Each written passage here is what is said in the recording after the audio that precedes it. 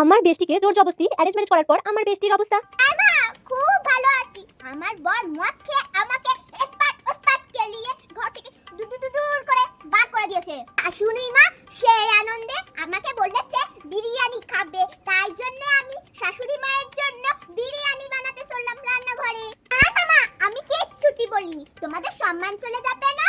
আমি তো খুব ভালো আছি, খুব সুখে আছি, খুব শান্তিতে আছি মা। মা বলো।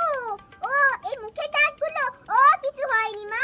লুচি ভাজতে গেছিলাম, দিয়ে লুচি ফোলেনি বললে আমার শাশুড়ি মা আমাকে